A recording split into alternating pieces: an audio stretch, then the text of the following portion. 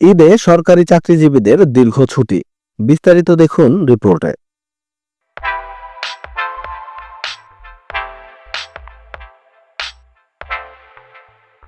আসন্ন ঈদে সরকারি কর্মকর্তা কর্মচারীরা দীর্ঘ ছুটি পাচ্ছেন।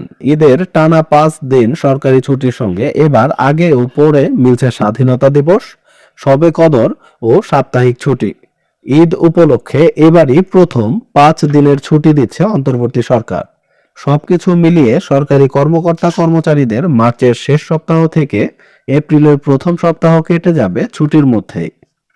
প্রিয়জনদের সঙ্গে ঈদের আনন্দ ভাগাভাগি করতে রেল, সড়ক ও নৌপথে রাজধানী ছাড়বেন অসংখ্য মানুষ। চাঁদ দেখা সাপেক্ষে মুসলমানদের সবচেয়ে বড় ধর্মীয় উৎসব পবিত্র ঈদ উল ফিতর উদযাপিত হবে আগামী 31শে মার্চ সোমবার। 31 মার্চ ঈদ উল ফিতর ধরে ঈদের ছুটি নির্ধারণ করে রেখেছে সরকার।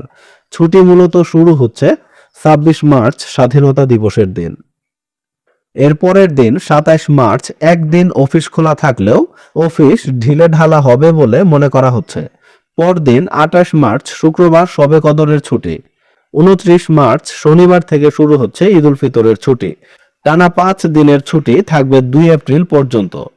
এরপর মাঝখানে একদিন অর্থাৎ 3 এপ্রিল বৃহস্পতিবার অফিস খোলার পর আবার 4 ও 5 এপ্রিল শুক্র ও শনিবার 2 দিনের সাপ্তাহিক ছুটি।